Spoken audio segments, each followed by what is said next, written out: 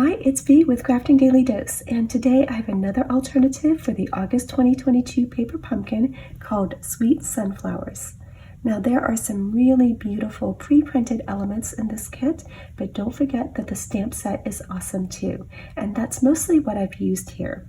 I did cut up half of a card base from the kit for this layer and also to be able to stamp out the leaves, but that's easy to substitute for plain cardstock instead. So this is a design that you can make even when you've used up all the other parts of the kit. And what are we making? This is a pop-up card with a pop-up sunflower on the inside. You'll find a supply list on my blog and in the description box below. And if you're not already subscribed to Paper Pumpkin, you can find a subscription link down there too. I'm excited to show you how to make this card step by step. These are the pieces that we're using for today's project. The card base is basic white thick cardstock and it is 8.5 inches by 5.5 inches, scored down the middle at 4 1/4 inches. Now this is optional, but I've decided to use one of the card bases from the kit for my layer on the front. I've trimmed it down to be 4 inches by 5 1/4 inches, and because most of it is going to be covered up, I went in with my paper trimmer and I cut out a rectangle from the middle of it. I'm going to use this rectangle to stamp my leaves on because I like the variation in color. You can skip this altogether, or you can use just plain cardstock for this instead. The other layer for the front is basic white cardstock, and it is 3 3/4 inches by 5 inches. The advantage to having extra layers on the front is that you have a separate piece for stamping so that if you mess up, it's easy to flip it over and try again. But also, having the 2 layers adds a little bit of extra weight to the front of the card, and that's going to help keep the card more closed. I also have some additional basic white cardstock. I need enough to be able to stamp out 2 of those sunflowers. Now you can use the die cut that comes with the kit, but I'm saving mine. We've got that beautiful stamp that we can use, so as long as you're willing to cut out the flowers, you can make as many as you would like. And in this case, I need 2. These pieces here are the actual pop-up mechanism. They are small, so they are each 3/4 inch across by 3/8 inch in height, scored down the middle at 3/8 inch. And I'll show you in a second how I usually cut pieces that are small like that. Now this honeycomb gold foil sheet was an extra bonus in the kit. I'm going to be using this, but I'm actually just using the back side of it as a stencil, and you may be able to tell that I've already done so right here. And later I can flip it over and I still have that gold piece that I can use for a different project. For this, I'm just using the 2 inks from the kit, but I'm adding a sponge dauber to use with the soft suede ink. You can also use a blending brush. And now we're ready to get started. When I need to make really small pieces like that pop-up mechanism, I find it a lot easier to start out with a larger piece. So here I have a strip of basic white cardstock that is 3/8 inch in height. So I'm going to put it down in my trimmer, and I'm using the measurements that are on the right hand side. I'm going to put it at 3/8 inch, and I'm just going to score it. And now I'll move it to 3/4 inch, and this time I'll cut. So I'm moving my lighter gray scoring blade out of the way, and I'm cutting with my darker blade.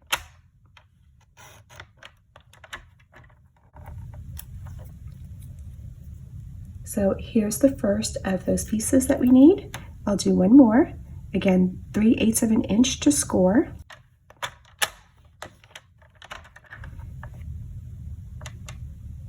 3/4 inch to cut. Quick and easy, and now we get to start stamping. First, I'm going to work on that basic white panel for the front, and I'm bringing in my gold foil sheet, and I'll turn it over. I want to stencil in this honeycomb pattern over here in this section of the card front. So I've got my soft suede ink and my sponge dauber, and then I'm just going to start dotting in some color.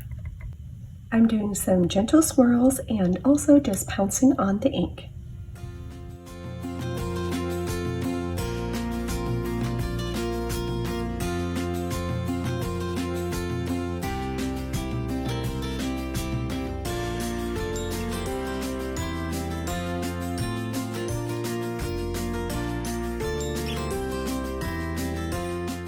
Now just a note here, I do go back later and add some more stenciling, so you might choose to go ahead and do that now. Next, I'm going to bring in my stamp. I want to make sure that it's clean, and I'm going to lay it down on my card just to get an idea of placement. So something like this.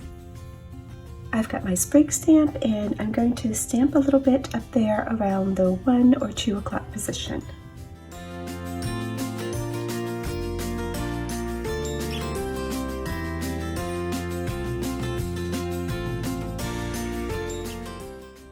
And then somewhere between the 7 and 8 o'clock position. And then I've got my sentiments and a couple of bees.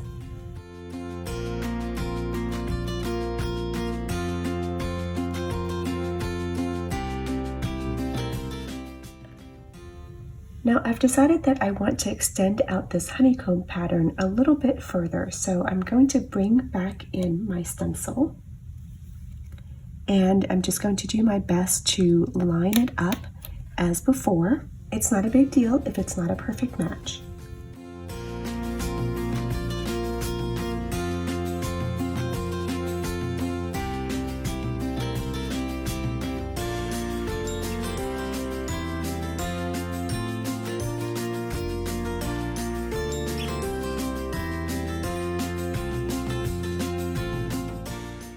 I'm happier with that because now more of it can be seen around the flower.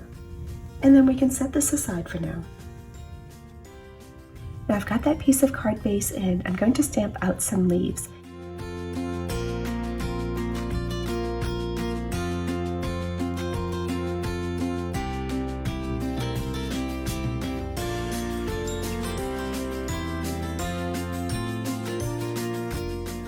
I'm only going to need 6 of these leaves, but I have some space, so I might as well stamp out an extra. Let's do a little bit of stamping on the inside of the card as well. I've gone and measured a point along that center crease line that is 1.5 inches from the top.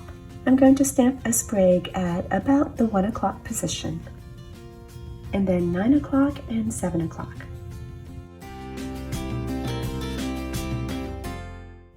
Now I'm putting down my clean stamp for reference here, what the flower is going to look like when it's in position. And I'd like to add a couple of bees. Now in our stamp set, we have a bee that is facing to the left, and then we have this bee that's sort of in a neutral position and it's got wings on either side. I would like to have a bee that's flying in from this direction, so I want my bee to face to the right. We don't have that, but it's an easy fix because all I have to do is to take my stamp. I'm looking for the antenna of the bee and I'm going to point that towards the right. And then I'm going to take just a little piece of washi tape. You can also use masking paper.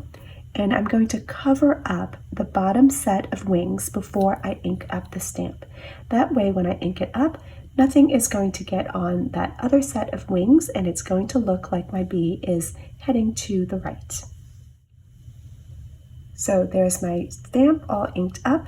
I have to remember to remove the washi tape. I don't want to stamp with that on. And then I can go ahead and place this where I want.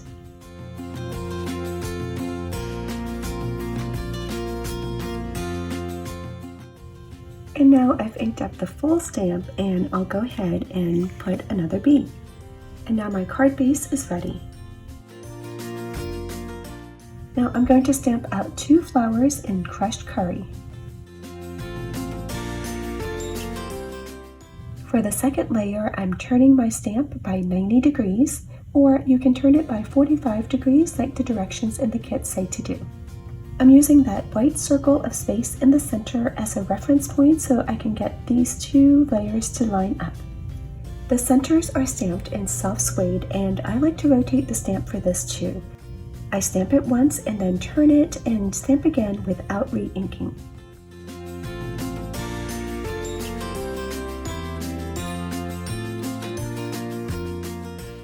I'm going to fussy cut out the flowers and the leaves.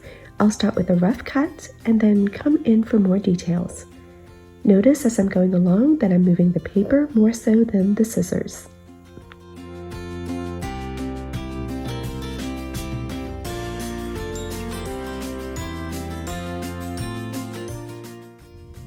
Now I finished cutting out the 6 leaves and the 2 flowers. Most of these will be for decoration, so I'm going to set them aside and just work on one of the flowers. What I'm going to do is to cut a wedge out of this flower. So I'm just going to pick a random point here and try to sort of follow along the shape of this petal.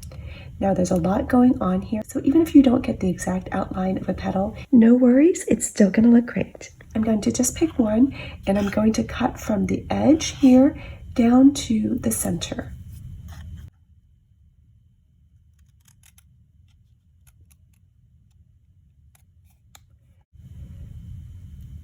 So I'm eyeballing where the center of that flower is. Now I'm going to cut away about 1/2 of an inch. I can use my grid measurements here.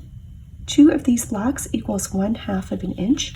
So here's where my cut is. And if I measure out 1/2 of an inch, on my piece, it's about this section right here.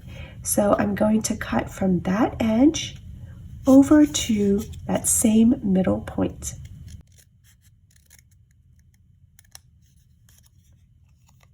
Just like that. And if I need to, I can trim away some of that tall part later, but let's see what it looks like so far. What I'm going to do is I'm going to bring these sections together so that there's a little bit of overlap between them, like this. I'll put glue on it, and I'm going to go ahead and glue it together. So you can see when I do this, when it starts out flat, when I bring those sections together, it starts to form a little bit of a cone, and so that is the part that's going to pop up and look dimensional in our card.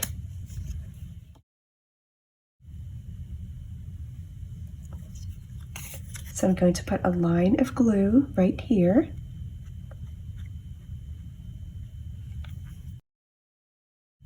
And then I'm going to hold those sections together. And you want to be patient here and really give that a chance to set up well.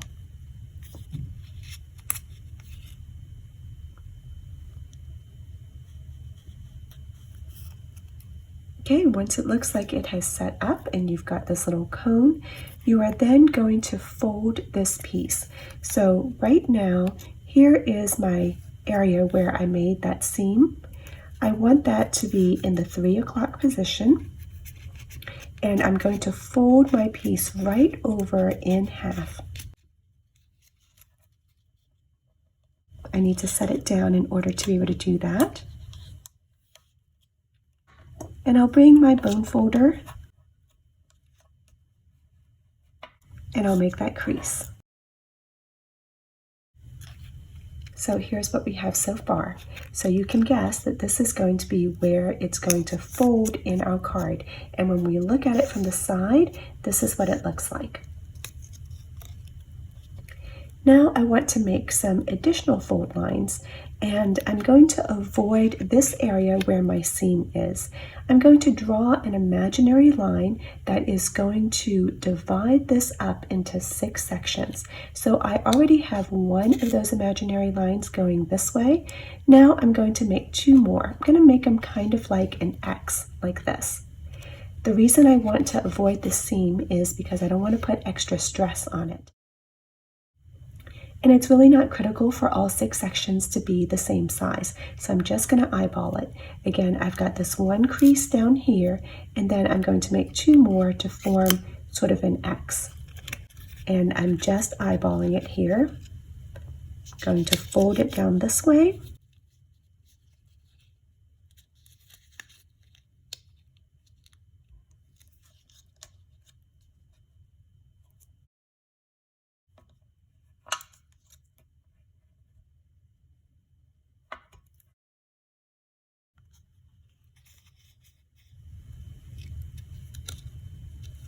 So if you look on the back, you can see that it's just a little bit to the side of my seam where the glue is.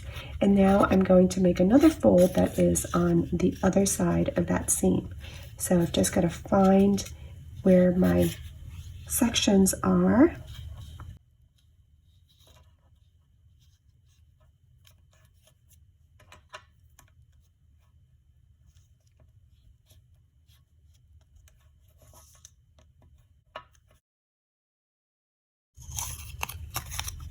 So there you go.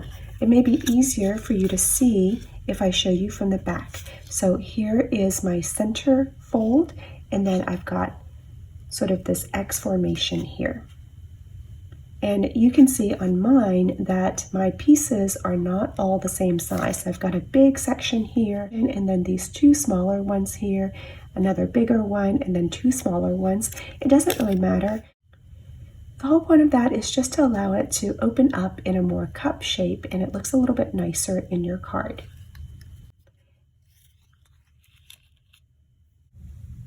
Now we're going to attach that little pop-up support. And what I've done here is I've drawn in that center crease so that you can see where it is. If you've made cards with me before, when we're gluing, you know that I often remind you to get the glue all the way to the crease and all the way to the edges, but not this time. This time we're not going to go all the way to the crease. We're going to start at the edge, and we're only going to go halfway on this side. So right around there. Let me see if I can get you to be able to see that. So I'm only putting glue on that part. That part on the edge here is going to flip under, and it is going to attach to one of these panels on my flower. So let me go ahead and get that glue just on half of that section. I'm going to tuck it under, and then now the glue is underneath, and I'm going to go ahead and put it in this section over here. I'm choosing one of the larger sections on my flower. I want the folded edge of that tab towards the center of the flower. I've kind of pushed this in, not all the way to the end, but just so that it kind of fits in this triangle section here, just like that.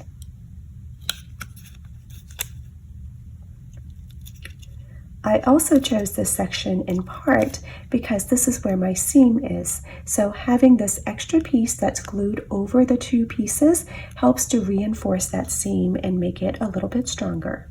And once this is set, we can start to put it inside the card.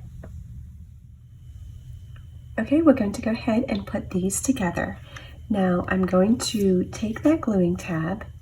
Here's the free end right here. I'm going to fold it down, and this time I do want to get glue over this whole section, so all the way to the crease and all the way to the edges.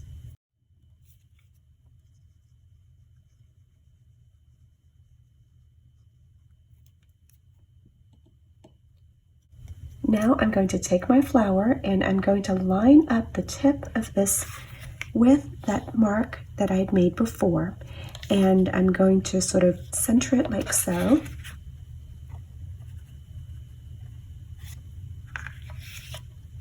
I'll hold it down in place, and now I'm going to fold over the front of the card onto that gluing tab.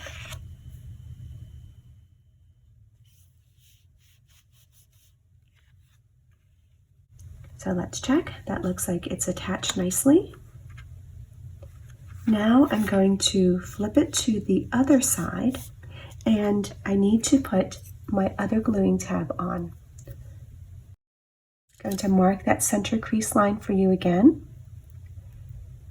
and we are only going to put glue on half of the tab this time.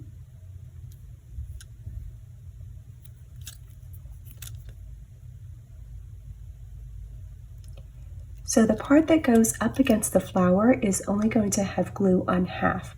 The part that's going to later attach to the card itself is going to have glue over the whole thing.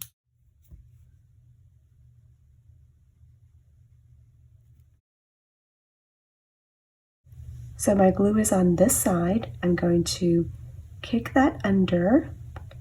My folded edge is along the right, and I'm going to now put it on this panel again, just like I did on the other side.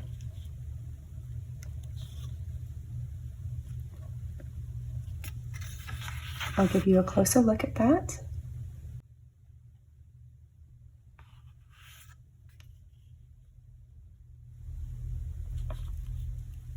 So that looks like it's set up, and I'll just show you that it's attached to the flower, but there's a part of it that is free.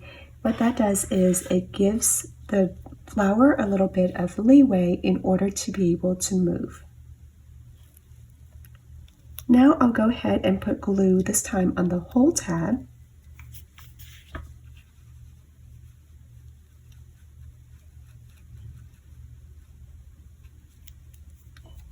Because this is the part that's going to attach to the card.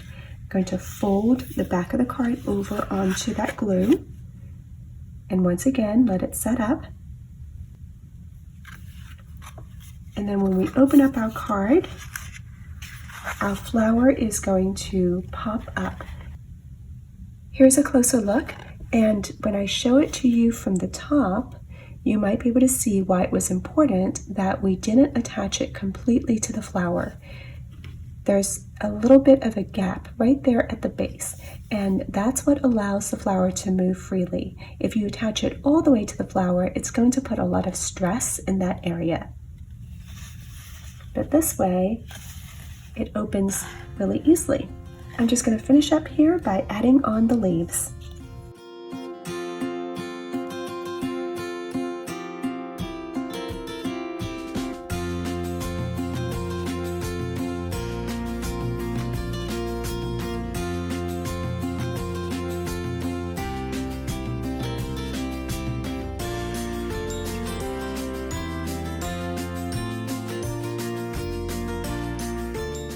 When you put the leaves in, if you bump up against the mechanism, you may need to trim off the stem part a little bit.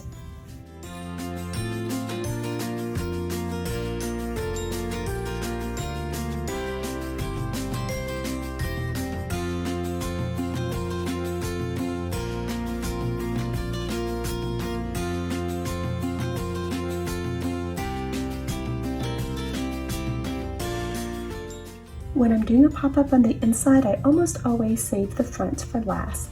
That way I don't invest in decorating until I know that the mechanism on the inside is working well.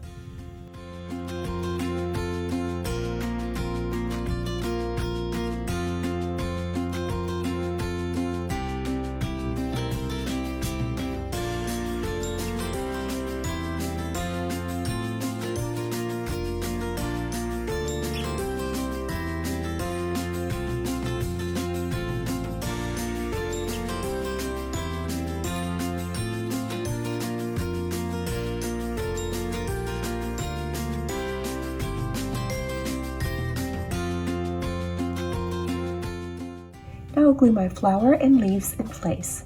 When I fussy cut these out, it actually ends up automatically curling up the edges a little bit, but I want to enhance that effect so that there's even more dimension.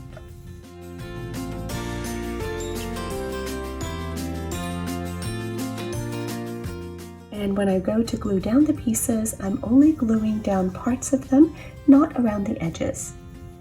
This makes it a lot easier in case I change my mind about placement and I want to lift something off and move it around, but also it allows the edges to lift up from the edge of the paper for a more interesting look.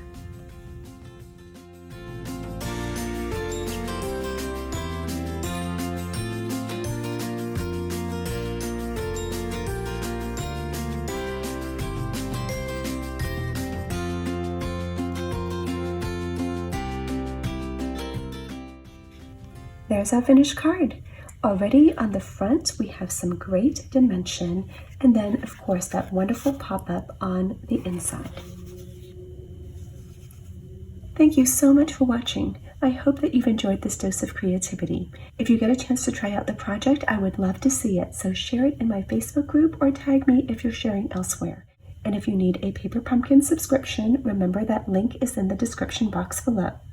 I hope to see you again next time, and until then, have a great day.